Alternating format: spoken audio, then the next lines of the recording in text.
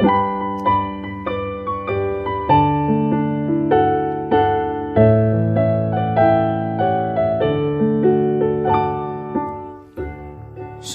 salam sejahtera bagi Bapak Ibu, Saudara-saudara, anak-anak yang dikasihi oleh Tuhan Yesus Kristus. Berjumpa kembali bersama saya Pendeta Eka di dalam renungan firman Tuhan pada hari ini, hari Rabu 15 Februari 2023. Sukacita dan damai sejahtera dari Tuhan Yesus kiranya menyertai hidup kita sekalian. Puji nama Tuhan. Pembacaan firman Tuhan hari ini sampai pada kitab Yeskiel pasal 25. Kiranya firman Tuhan memberkati kita sekalian. Baik, sebelum kita akan merenungkan bagian firman Tuhan hari ini, kita akan berdoa bersama. Tuhan Allah Bapa di surga, di dalam Yesus Kristus, mengucapkan syukur terima kasih buat kasih dan pemeliharaan Tuhan atas kami. Juga kami mau terus memperdengarkan hati pikiran kami kebenaran firman Tuhan, supaya hidup kami diterangi oleh firman-Mu. Mampukan kami dapat mengerti dan memahami apa yang Tuhan maksudkan, dan Kau juga menolong kami untuk kami dapat menggenapi firman Tuhan. Terima kasih Bapa, terpujilah nama-Mu. Demi nama Tuhan Yesus kami berdoa. Haleluya. Amin. Saya akan bacakan Yeskiel pasal 25 ini ayat 12 sampai 17. Khusus kita mau belajar bagaimana Tuhan menghukum Bani Edom dan Filistin. Ayat 12, beginilah firman Tuhan Allah. Oleh karena Edom membalaskan dendam kesumat terhadap kaum Yehuda dan membuat kesalahan besar dengan melakukan pembalasan terhadap mereka, oleh sebab itu beginilah firman Tuhan Allah. Aku akan mengacungkan tanganku melawan Edom dan melenyapkan daripadanya manusia dan binatang, dan aku membuatnya menjadi reruntuhan dari Teman sampai Dedan.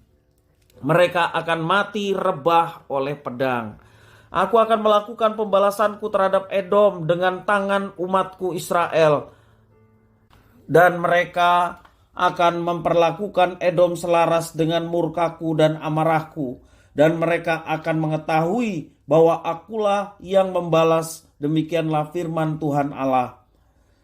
Beginilah firman Tuhan Allah. Oleh karena orang Filistin membalaskan dendam kesumat, dan di dalam kegembiraannya atas kecelakaan Israel melakukan pembalasan dengan melakukan pembinasaan karena rasa permusuhan yang turun-temurun, oleh sebab itu beginilah firman Tuhan Allah. Sungguh aku akan mengacungkan tanganku melawan orang Filistin dan melenyapkan orang Kreta dan membinasakan yang lain-lain di tepi pantai laut. Aku akan melakukan pembalasan yang kejam terhadap mereka, disertai pengajaran-pengajaran kemarahan, dan mereka akan mengetahui bahwa akulah Tuhan pada waktu aku melakukan pembalasanku terhadap mereka. Bapak Ibu, Saudara-saudara yang dikasihi oleh Tuhan Yesus Kristus, bangsa Edom merupakan keturunan Esau. Esau kita tahu adalah saudara dari Yakub. Yakub dan Esau anak kembar, ya, anak dari Ishak. Jadi dapat dikatakan bahwa orang-orang Edom masih memiliki hubungan saudara dengan bangsa Israel. Pada kenyataannya Bani Edom seringkali menyerang orang-orang Israel, walaupun mereka pun tahu bahwa Israel adalah saudaranya. Bahkan bangsa Edom bersekutu dengan kerajaan Babel untuk menyerang Yerusalem. Kisah perebutan hak kesulungan antara Esau dan Yakub berujung panjang, dan ternyata pertikaian ini masih berlangsung pada anak cucu mereka, yakni orang-orang Edom dan orang-orang Israel. Bahkan di zaman Yeskiel juga dicatat bagaimana orang Edom sangat memusuhi orang-orang Israel. Kaum Edom merasa tidak senang dengan bangsa Israel yang mencuri hak kesulungan leluhurnya.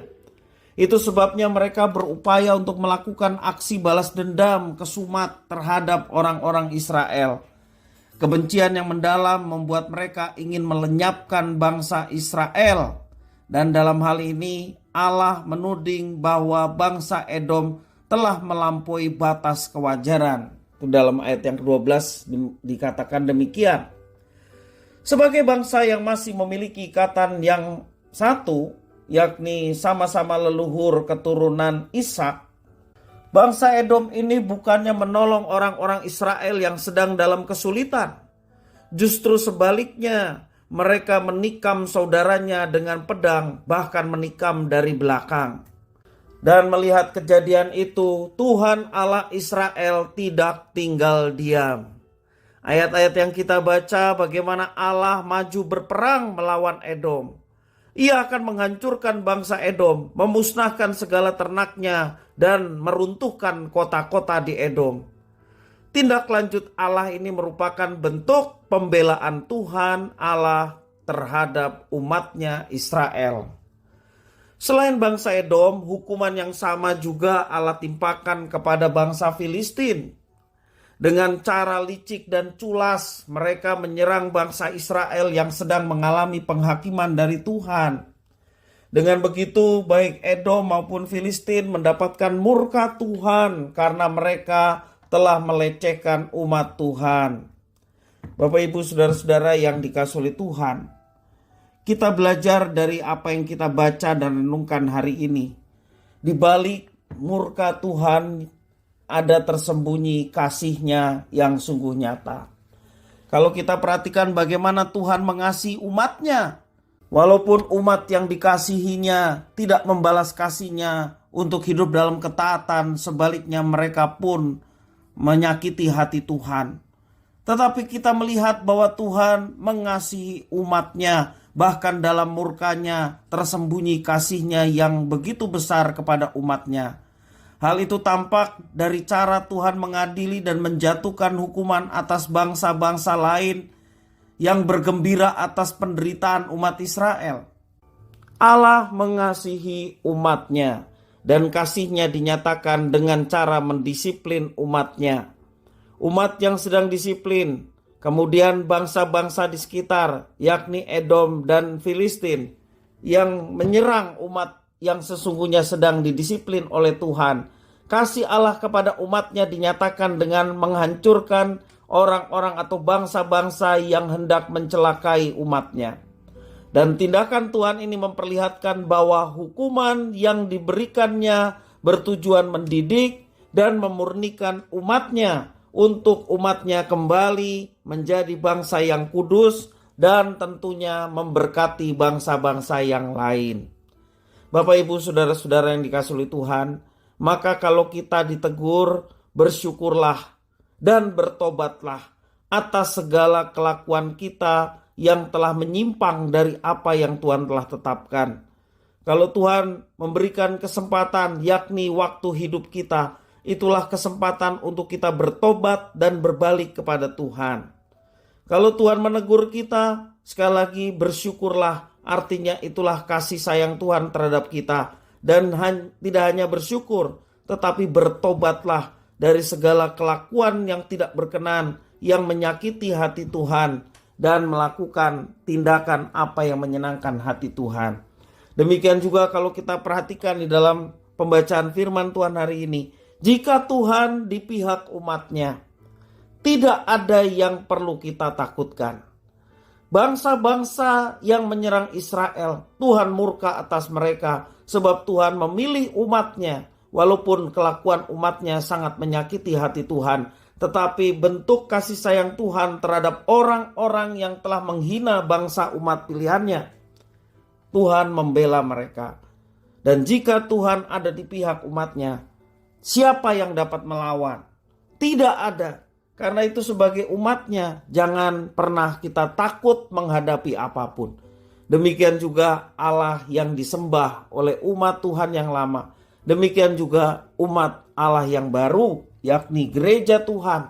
Gereja bukan bangunannya. Gereja adalah kita sebagai orang-orang tebusan yang ditebus Tuhan untuk menjadi imamat yang rajani. Membawa orang-orang yang dalam kegelapan masuk ke dalam terang yang ajaib. Karena itu Bapak Ibu Saudara, marilah kita sadar akan panggilan Tuhan atas setiap umat tebusannya, yakni umat Allah yang baru, untuk hidup seturut dengan rencana dan kehendak-Nya. Sekali lagi kalau kita ditegur, bersyukurlah atas teguran dari Tuhan. Memang teguran itu berbagai macam cara yang Tuhan ingin lakukan.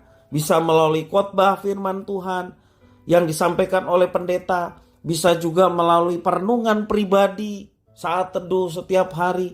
Bisa juga melalui orang lain yang memberikan perhatian dan teguran kepada kita.